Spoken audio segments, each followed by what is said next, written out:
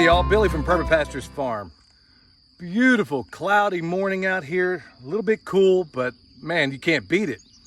Look, today we're going to talk about your mulch ring around these trees. And I know some of you may say, okay, really? Look, this is important. It really is important. Before, this mulch ring set 8 inches high, at least 8 inches high, okay? And because this soil is so alive at this point, because there's so much going on, the worms and all the other microorganisms, because they're working so hard, it's now decreased in size. Well, what does that tell me? These wood chips on top are becoming soil. Now, I'm gonna prove it to you. I'm gonna pull some of this out. And this was all nasty stuff. Look at that, it's becoming soil down there, okay? Now, recently, I've added a little bit of mulch, and also you can see this comfrey that was initially right here that I chopped and dropped and put it around there, but it could still use more. Okay, so earlier we have all these piles of compost that we got from the chicken tractor on steroids. Now here's why we produce so much, because we are growing so many trees, and because we generally use Mark Shepard's stun method, which is strategic, total, utter neglect. By and large, we give them a little bit of what they need, but we don't baby anything. So we're gonna come back. When your soil is that alive, like I said, there was cardboard down there, folks, it's gone. It is indistinguishable from the soil around it. So when you get to that point, you can simply add more mulch, or you can go ahead and just repeat the whole process again. And I'll get to that in a minute. But first, let me go ahead and just discuss what's around it, because somebody's probably thinking, hold on, bro, ain't these tomatoes over here? Yeah, they are.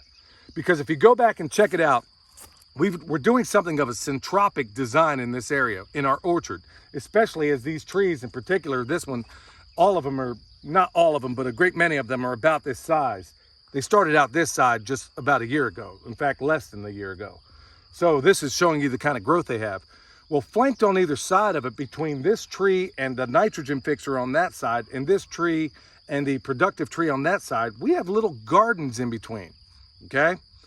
Here we got tomatoes, we got a little bit of basil, we got some marigolds, we got other support species, we even got comfrey mixed up in there. Now to this side, check this out. We got squash all the way in here in this area. Over there we got a red bud. That's our nitrogen fixer, okay? And the idea is the nitrogen fixer will become a benefit to this guy. Those are videos in and of themselves. Even down that way a little bit more, we got sunflowers that are making their way. We do this between all the trees. And if you want to check out the reasons why, check out what we do on Patreon. I go into much greater detail there and explain more.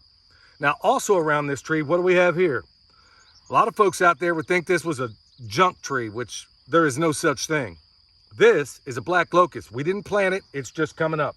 We got another little one right here. It's a black locust. We didn't plant it, it's just gonna come up. Now, what would I do with those? Remember, black locust is a nitrogen fixer, okay? And that's beneficial to my productive tree here, my apple. So what do I wanna do in this particular situation? Now, if they were around other trees, we have black locust that we didn't plant that have matured a little more. So what we do, we chop them off at the base, we coppice them.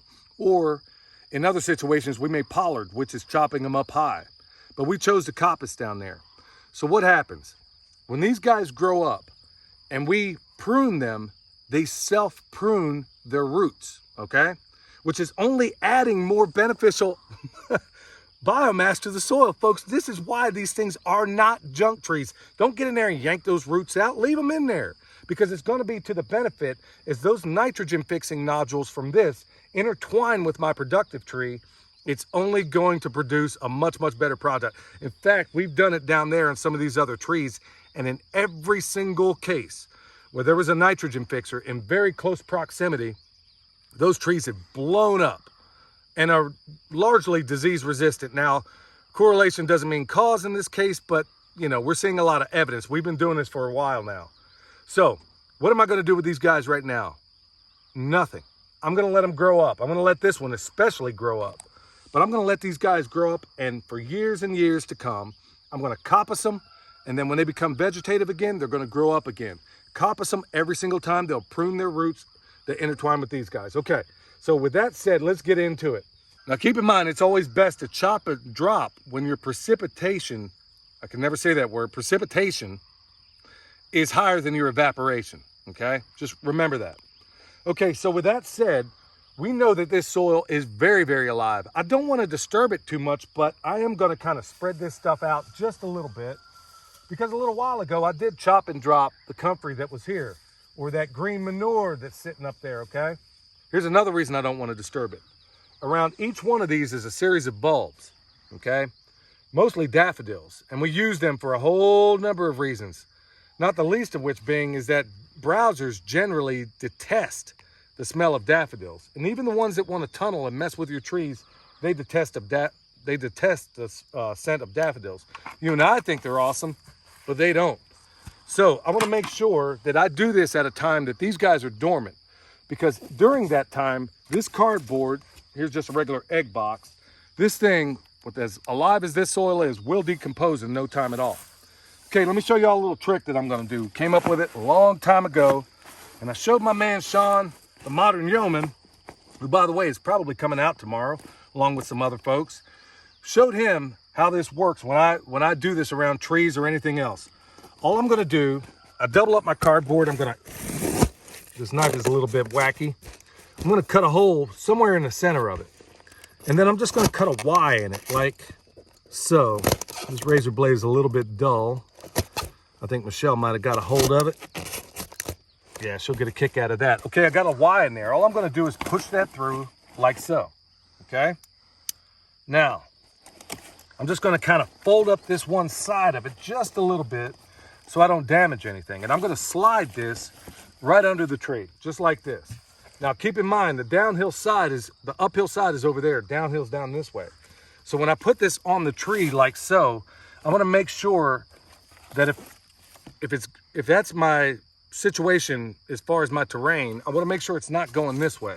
Because if for some reason some deluge comes along, it's just gonna slide out from under the tree sometimes. So always put it this way. So that's exactly what I'm gonna do. I'm gonna stick it around here, lift up my little cage here, stick it around my little tree, bam. Perfect, okay? And like I said, because this stuff is so alive, this cardboard is not gonna be here very long. So you can repeat this process as often as possible. So what am I gonna do now? I got my little black locust here. I'm gonna make sure I don't cover him up. And folks, it doesn't have to be black locust. We prefer 9 times out of 10 to use mimosa. I'll just chop and drop. We'll put sometimes 2 of them around the tree, and we'll chop and drop as often as possible. Now, this is that awesome rough compost that we got from the chicken tractor on steroids.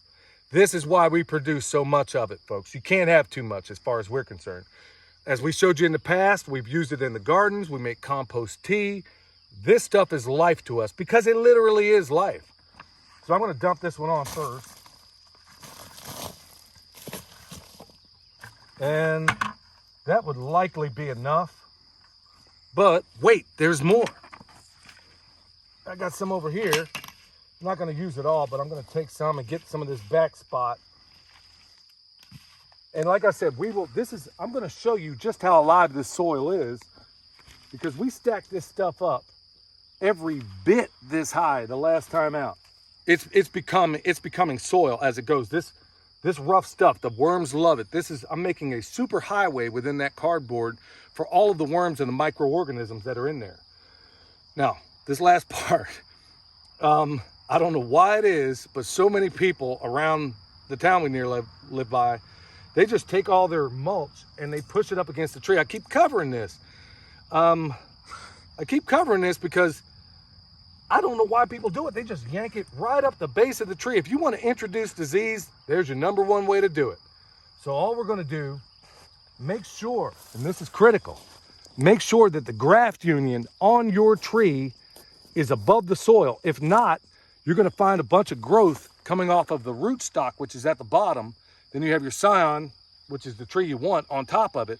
If you have that covered up, if that joint where they go together, that graft union, if it's below the soil, you're going to regret it. Just take my word for it, you are going to regret it. So you don't want to do that. So we got this thing exactly the way we want. Folks, I just gave up a couple of my own little trade secrets there. But I love my YouTube audience, and I can't thank you enough for all of your support. So there you go. That is the proper way that we do it, and it works unbelievably well for us. Now, I only have a couple of hundred trees more to do, so I better get to it. But there you are, folks. This is going to come alive, but we're not quite there yet. You see that comfrey back there? Yeah, I can do something else too, and I'm going to, because it just popped up in my head. Now, had we had a mimosa here and it was grown up, I would chop it off at the base, cut it into sections. I'd lay it on top of my mulch ring here. But I got comfrey sitting right back there. So I don't have to do this, but I'm going to. And I'm not even going to take it all because, you know, the bees are digging some of these flowers here. So I'm just going to take some of it. You don't have to take it all. Although I've done videos where I do take it all. And because we made an error a little while ago that I probably shouldn't have made regarding harvesting all of the comfrey at one time, well, the bees let us know about how that worked out for us, and it wasn't so swell. So here's the other part. Wow, look at this, y'all. Right next to this tree, these spaces in between. How cool is that, where you can make it all productive? Folks, this is why I love permaculture, because everybody tells you don't do this kind of stuff. They say, don't let there's another black locust grow up in there. Why not? Don't yank it out, just chop it off. Use its virtue to your benefit. There's so many awesome things you can do with that stuff, folks. This is what I think about when I go to bed at night. I love everything about this life, and I wouldn't have it any other way. So there we have it. We're gonna take this comfrey. It's gonna turn into a green manure. Well, it is a green manure. It's gonna be something of a mulch layer, but hey, I didn't take it all. Another mistake I made the last time, instead of just chopping it all out, take what you need. Leave some for nature. And in this particular case, all my pollinators flying around this place. So I took some of the comfrey, better still, I harvested some of the comfrey, put it on top, got a great manure, green manure, and things are off and running. So folks, this is why I love what we do. And I hope more homesteaders and designers out there start considering a little more in terms of fruit trees in your landscape. This is passive food production when it comes around, you dig? So folks, I hope this is helpful. Until next time, this is Billy, the Permaculture Pimp Daddy, where PIMP stands for permaculture is my passion. And look around me, folks. This is the reasons why. We'll see y'all next time.